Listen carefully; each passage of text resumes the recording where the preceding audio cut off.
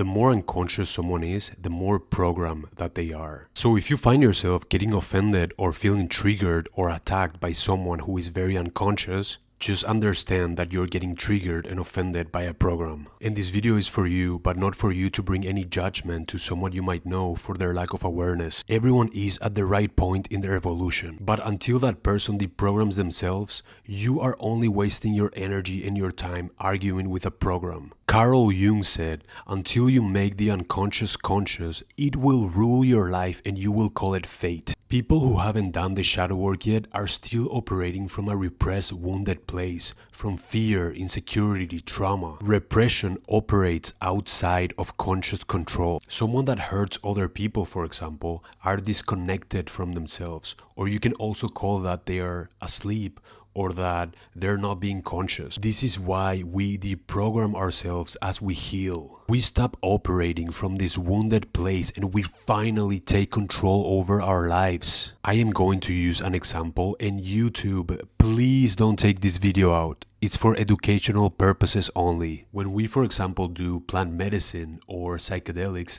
it doesn't just magically make us aware all of a sudden. Anyone who has been in a significant introspective trip will tell you that they have to go and meet parts of themselves that they never met or went before. As we go deep within ourselves, excavating what has been in the darkness, we bring light to those deep repressed emotions from past experiences that had been stuck within us for years. And now we finally bring it to the surface so we can finally feel it and release it. Now that trauma doesn't have a hold on our system anymore. It doesn't control our subconscious anymore. This is how we heal. This is how we deprogram ourselves. This is how we free ourselves.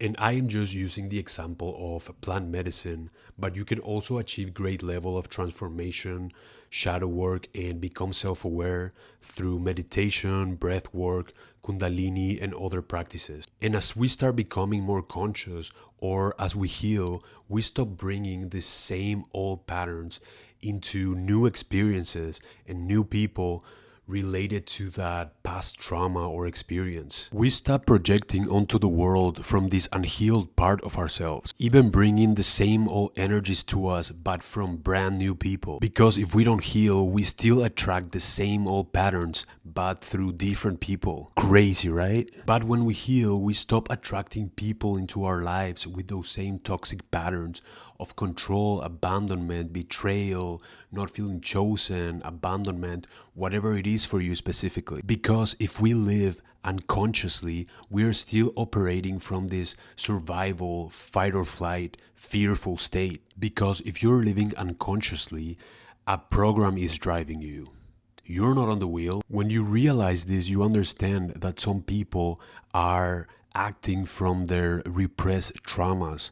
Sometimes not even there, like not being fully themselves, sometimes not being there at all. Knowing this helps us to have compassion for them, because the same way they hurt us, someone else has hurt them in the past.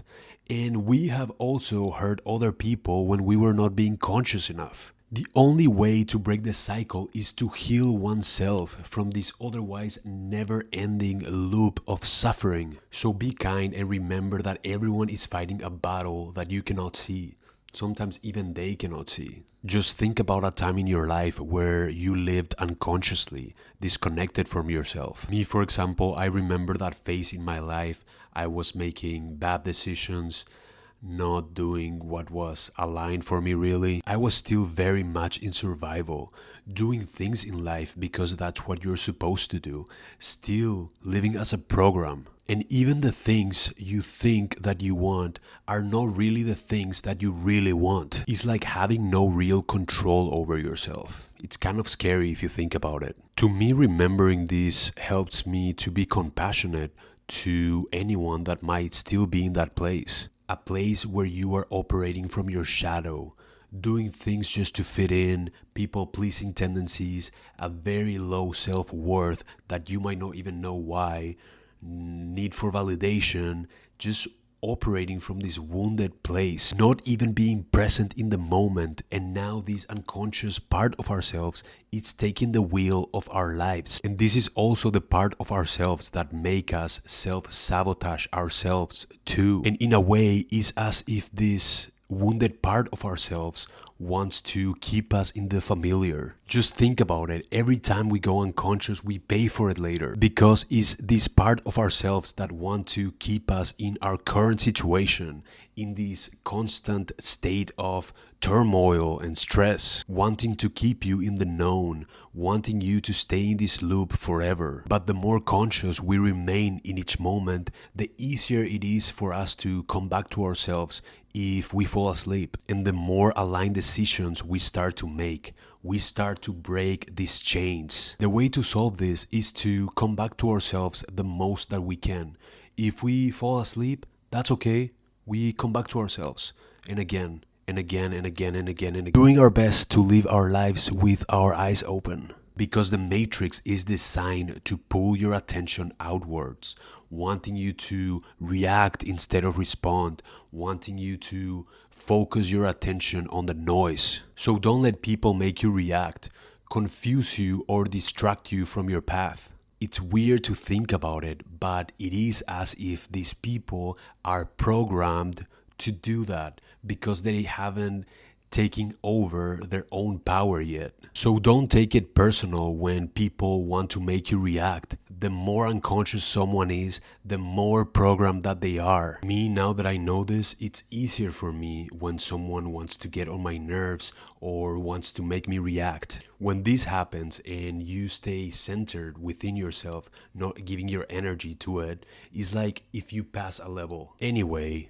also, if you have someone in your life, could even be a loved one, who claims that they want and know what is best for you on something, even if they believe that, even if they have good intentions, but they are still operating on a very unconscious level, most likely all they will do, advising you, will only take you out of alignment. So this is a truth that sometimes it's hard to take if we have been listening to someone that we know they have good intentions, but they're still operating on a very unconscious level. So at this point in your evolution, it's really good to know well what is for you and what is not for you.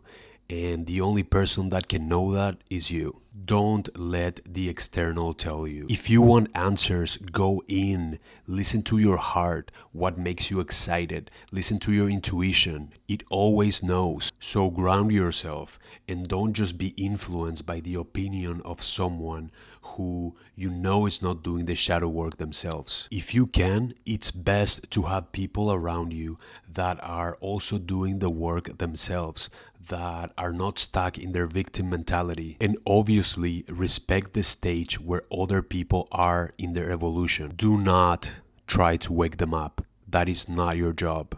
There's many other ways to be of service than to try and force it with the people close to you. And again, don't also make this mistake that I made. Do not judge other people for where they are at in their evolution. Like, how spiritually evolved are you really if you are judging others for where they are at in their spiritual paths? I do believe we are all interconnected, and as we begin to elevate ourselves, we not only elevate everyone around us, but also the collective consciousness. Every time we meditate, for example, we are not only healing ourselves, but the entire planet. This is why humanity needs healing. More than good people and bad people, it's more like healed people and unhealed people. And this is not to shame anyone who hasn't started doing shadow work, but I do believe that it's one's personal responsibility to stop avoiding this part of yourself that it's asking for your attention. You didn't deserve what they did to you, but it is your responsibility to do something about it. Me personally, I remember after a very dark period of my life, I was so traumatized and fearful that the only option I had left was to heal myself. I was left with no other option. So that's what I did. I couldn't keep living the way I was living. So hopefully for other people, it doesn't get to that point. I have no idea what would have happened to me if I didn't choose to heal. All I know is that it wasn't good where I was heading to. No person, no job, no salary, no nothing is more important than your mental health and you being at peace with yourself. As we heal ourselves, we also heal others. This is how we heal humanity. And we are all just really here, just guiding each other towards our evolution, guiding each other back home. I hope this video was helpful for you. Let me know in the comments. Consider to like and subscribe for more. We'd love to have you around. Keep it up. Peace.